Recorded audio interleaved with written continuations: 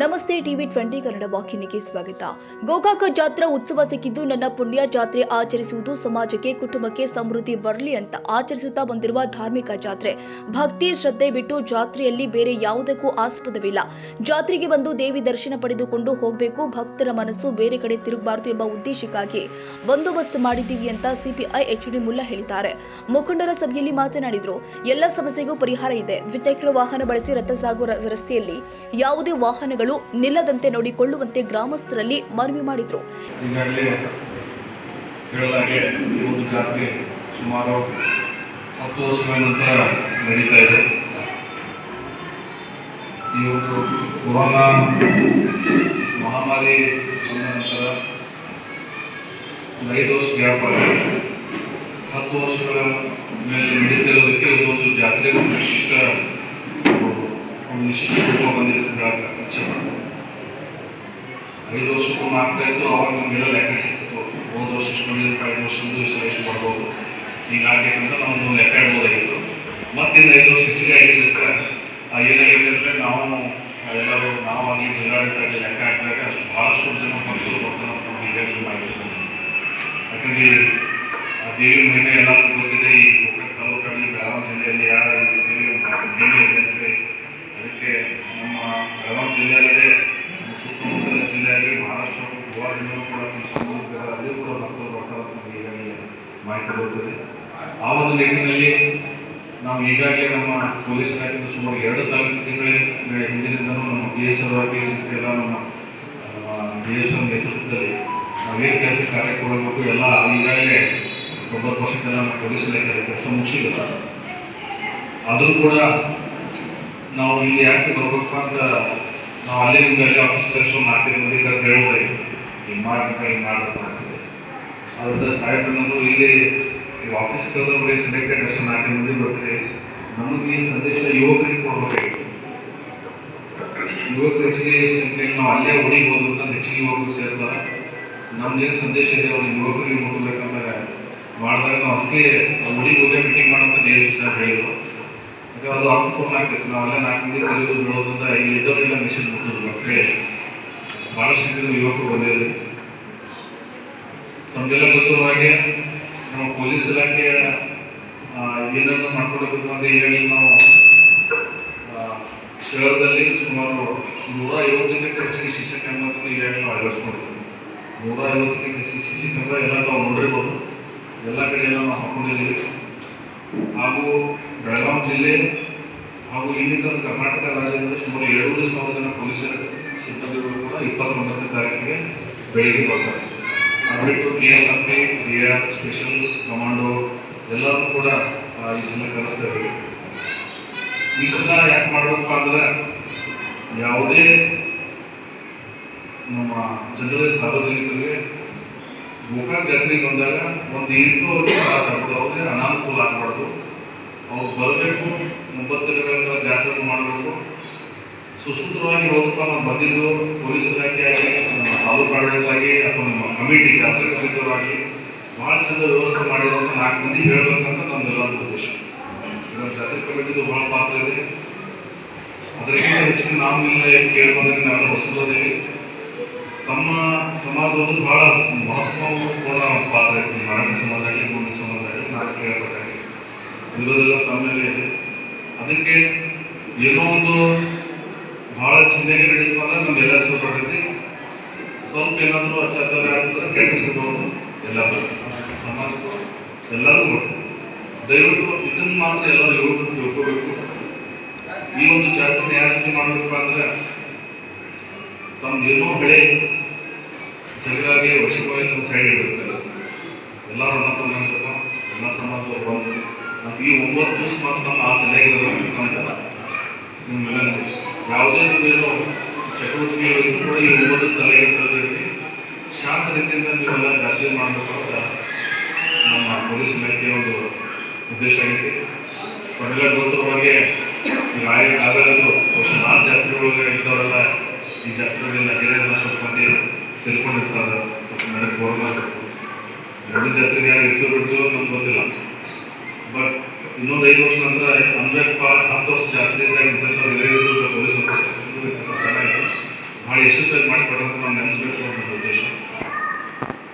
ನಮ್ಮ ಮನೆಯಲ್ಲಿ ಕೂಡ ನಮ್ಗೆ ಗೊತ್ತಿರಬೇಕು, ಎಲ್ಲ ರಿಲೇಷನ್ಸ್ ಬರ್ತಾರೆ ಇತ್ತು, ಯಾವ ತಪ್ಪಿಲ್ಲ. ಹೆಣ್ಮಕ್ಳಂತೂ ವಿಶೇಷವಾಗಿ ಬರ್ತಾರೆ. ನಾವು ಅಂಥ ಒಂದು ಸಮಯದಲ್ಲಿ ಒಂದು ಓಣಿಯಲ್ಲಿ ಒಂದು ಮನೆಯಲ್ಲಿ ಎಲ್ಲರೂ ಸಣ್ಣ ಪುಟ್ಟ ಘಟನೆ ಆದರೂ ನಿಮ್ಮ ಹಿರಿಯರ ಪೊಲಿಟಿಷನ್ ಓಡಾಡೋದು, ನಮಗೆ ರಿಕ್ವೆಸ್ಟ್ ಮಾಡೋದು, ಅದನ್ನು ಮಾಡ್ಕೊಂಡು ಅವರ ಮುಂದೆ ಇವತ್ತಿನ ಏನು ಸಭೆ ನಾವು ನಡೆಸ್ತಾ ಇದ್ದೀವಿ, ಈ ಸಭೆಗೆ ಆಗಲಾದ ಎಲ್ಲ ಸಮುದಾಯದ ಮುಖಂಡರಿಗೆ ನನ್ನ ನಮಸ್ಕಾರಗಳು. ಈ ಸಭೆಯ ಮುಖ್ಯ ಉದ್ದೇಶ ನಾವು ಒಬ್ಬರೊಬ್ಬರು ಮೀಟ್ ಆಗ್ತೀವಿ. ಅದು ಇಂಪಾರ್ಟೆಂಟ್. ಇಂಟರಾಕ್ಟಿವ್ ಸೆಷನ್ಸ್ ಯಾವಾಗಲೂ ಹೆಲ್ಪ್ ಆಗುತ್ತೆ. ಇವತ್ತೆಲ್ಲ ನಾಳೆ ಒಬ್ಬರೊಬ್ಬರು ಪರಿಚಯ ಮಾಡ್ಕೊಂಡು ಒಬ್ಬರೊಬ್ಬರು ಬಿಟ್ಟು ನಾನು ಆಫೀಸಲ್ಲಿ ಕೂತ್ಕೊಂಡು ಮಾಡಿದ್ರೆ ನಾಳೆ ನನಗೆ ವಿಜೃಂಭಣೆಯಿಂದ ಉತ್ಸಾಹದಿಂದ 10 ವರ್ಷದ ನಂತರ ಬಂದಿರೋ ಈ ಜಾತ್ರೆನ ಮಾಡಬೇಕು ಅನ್ನೋ ಒಂದೇ ಒಂದು ಮುಖ್ಯ ಉದ್ದೇಶದಿಂದ ನಾವು ಇವತ್ತಿಗೆ ಬಂದಿದ್ದೀವಿ. ನಾವೆಲ್ಲ ನಮ್ಮ ಪೊಲೀಸ್ ಆಫೀಸರ್ಸ್ ಮತ್ತೆ ಈ ಜಾತ್ರೆ ಸಮಯದಲ್ಲಿ ನಾನು ಇಲ್ಲಿ ಬಂದು ನಾನು ಈ ಜಾತ್ರಾ ಉಸ್ತುವಾರಿ ನಡೆಸಿದ್ದಿಂದ ನಾವು ದೇವಿ ಕೊಟ್ಟ ಸೌಭಾಗ್ಯ ಅಂತ ನಾನು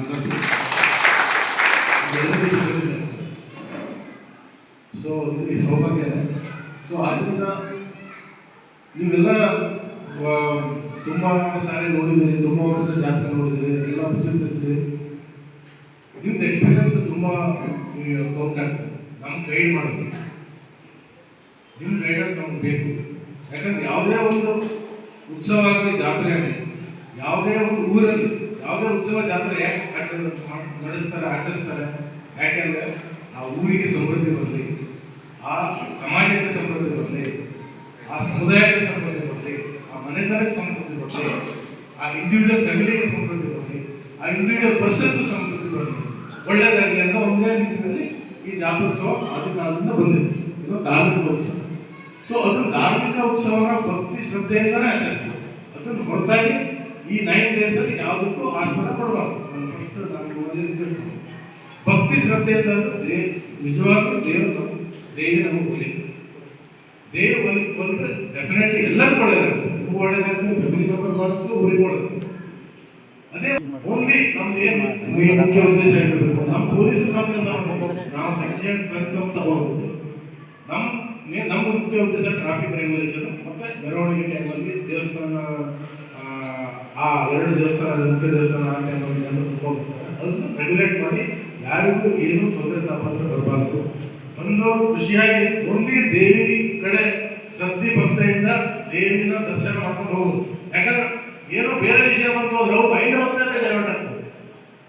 ಸೊ ಅವ್ರು ಕಂಪ್ಲೀಟ್ಲಿ ದೇಶದ ಡೈವರ್ಟ್. ನೀವೆಲ್ಲ ನೋಡಿರ್ಬೋದು, ತಿರುಪತಿಗೆಲ್ಲ ಹೋದಾಗ ನೀವು ಒಂದು ಕ್ಯೂವಲ್ಲಿ ಕರ್ಕೊಂಡು ಹೋದಾಗ ನೀವು ಬೇರೆ ಡೈವರ್ಟೇ ಆಗೋದಿಲ್ಲ ಮೈಂಡ್. ಯಾಕೆಂದ್ರೆ ಎವ್ರಿಥಿಂಗ್ ಇಸ್ ಫ್ರೀ ಆಗಿರ್ತೀರಿ ನೀವು, ಫ್ರೀ ಫ್ರಮ್ ಅದರ್ ದಿಸ್ತಿಂಗ್. ಇಲ್ಲೇ ಆಗಲ್ಲ. ಇಲ್ಲಿ ನೀವು ರೋಡಿಂದ ಏನೇ ಪಿಕ್ಪೋಕೆಟ್ ಆಯಿತು, ಇದೆಲ್ಲ ಆದರೂ ನಿಮ್ಮ ಮೈಂಡ್ ಡೈವರ್ಟ್ ಆಗುತ್ತೆ. ಅದಕ್ಕೆ ನಾವು ಆಸ್ಪತ್ರೆ ಕೊಡಬಾರ್ದು ಅನ್ನೋ ನಿಟ್ಟಿನಲ್ಲಿ ನಾವು ಬಂದೋಬಸ್ತ್ ಮಾಡ್ಕೊಂಡಿದ್ದೀವಿ ನೀಟಾಗಿ. ಯಾವುದೇ ರೀತಿ ಹಣಕಾಸು ಪ್ರಕರಣ ಆಗದೇ ಇರ್ತಾರೆ, ಯಾವುದೇ ರೀತಿ ಆಗದೇ ಇರ್ತಾರೆ, ನಮ್ಮ ಬಂದೋಬಸ್ತ್ ನಾವು ಮಾಡ್ಕೊಂಡಿದ್ದೀವಿ. ನೀವು ಮುಂದೆ ಸ್ವಲ್ಪ ನಿಮ್ದು ಎಚ್ಚರಿಕೆ ವಹಿಸ್ಕೋಬೇಕು. ಇದು ಒಂದು. ಎರಡನೇದು, ನಿಮಗೆ ಈಗಾಗಲೇ ಇನ್ಸ್ಪೆಕ್ಟರ್ ಮಾತಾಡಿದ್ದಾರೆ, ಹಿಂದಿನ ಕೆಲವು ಘಟನೆಗಳು, ಕೆಲವು ಕೆಟ್ಟ ಘಟನೆಗಳು ನಡೆದಿವೆ. ಆ ಘಟನೆ ಹಿನ್ನೆಲೆಯಲ್ಲಿ ಈ ಜಾತ್ರೆ ಅದರ ಯಾವುದೇ ವಿಷಯನೂ ಇಲ್ಲ. ಸೊ ನಾವು ಈ ವಿಷಯದಲ್ಲಿ ಯಾವುದೇ ಲಾ ಬ್ರೇಕಿಂಗ್ ವಿಷಯದಲ್ಲಿ ಮಾತ್ರ ನಾವು ನೋ ಕಾಂಪ್ರಮೈಸ್. ನಿಮ್ಮ ಕಡೆಯಿಂದ ಅದಕ್ಕೆ ನಾವು ಹೇಳ್ತಾ ಇರೋದು, ನಿಮ್ಮ ಮನಸ್ಸಲ್ಲಿ ಯಾವುದೇ ಏನೋ ಸ್ಮಾಲ್ ಡೆವಲಪ್ಮೆಂಟ್ ಆಗ್ತದೆ ನಿಮ್ಮ ಏರಿಯಾದಲ್ಲಿ, ನಮ್ಗೆ ಅಡ್ವಾನ್ಸಲ್ಲಿ ಸಾರ್ಟಿಂಗ್ ಎಲ್ಲ ಒಂದು ಪ್ರಾಬ್ಲಮ್ ಸೊಲ್ಯೂಷನ್ ಎಲ್ಲದಕ್ಕೂ ಒಂದು ಪರಿಹಾರ ತಿಳ್ಕೋಬಹುದು. ಅದು ನಿಮ್ಮ ಕೈಯಿಂದ ನಮ್ಮ ಕೈಯಿಂದ ಹೋದ್ಮೇಲೆ ಮತ್ತೆ ನಾವು ಏನು ಮಾಡಿದ್ರು ಆಗುತ್ತೆ. ಸೊ ಆದ್ದರಿಂದ ನಿಮ್ಮ ಸಹಕಾರ ಅತಿ ಮುಖ್ಯ. ಈಗ ನಮ್ಮ ಇವ್ರು ಹೇಳಿದ್ರು ಮುಖಂಡರು ಅಲ್ಲಿ 500 ಜನ, ಬೇರೆ ನನ್ನ ಖುಷಿ 500 ಜನ ನೀವು ಅದು ಟಿ ಶರ್ಟ್ ಹಾಕೊಂಡು ನೀವೇ ನಾವು ಕಂಪ್ಲೀಟ್ ಮ್ಯಾನೇಜ್ ಮಾಡ್ತೀವಿ ಅನ್ನೋದು ಬೇರೆ ಹೆಲ್ಪ್. ನಾವು ನಿಮ್ಮೊಟ್ಟಿಗೆ ಪಕ್ಕ ಕೈ ಜೋಡಿಸ್ತೀವಿ. ನೀವೇ ಮ್ಯಾನೇಜ್ ಮಾಡ್ಕೊಂಡು ಹೋಗಿ ನಾವು ಹೋಗಿ ನಾವು ವಿಲ್ ಆಲ್ಸೋ ಎಂಜಾಯ್. ನಾವು ನಾವು ಎಂಜಾಯ್ ಮಾಡಲಿಕ್ಕೆ ಇಷ್ಟಪಡ್ತೀವಿ. ನಮ್ದಲ್ಲಿ ಏನು ಕೆಲಸ ಕೊಡೋದಿಲ್ಲ. ನೀವೇ ಮಾಡ್ಕೊಂಡು ನೀವೇ ಪೀಸ್ಫುಲ್ ಆಗಿ ಟ್ರಾನ್ಸ್ಫರ್ ಮಾಡ್ಕೊಂಡು ಚೇಂಜ್ ಮಾಡ್ಕೊಂಡು ಹೋದ್ರೆ ವೆರಿ ಹೆಲ್ಪ್. ನಾವು ಪಾರ್ಟಿಸಿಪೇಟ್ ಮಾಡ್ತೀವಿ. ಮತ್ತು ಟಿ ಶರ್ಟ್ ಯಾವ ಕಲರ್ ಮಾಡ್ತೀವಿ ಅಂತ ನಮಗೆ ಸ್ವಲ್ಪ ಹೇಳಿ. ಯಾಕಂದ್ರೆ ಕೇಸರಿ ಅಂದ್ರೆ ಏನಾಗ್ತದೆ, ಈಗ ಭಂಡಾರ ಕಲರೇ ಗೊತ್ತಾಗಲ್ಲ. ಎಲ್ಲ ಬಣ್ಣ ಒಂದೇ ಕಾಣ್ತದೆ.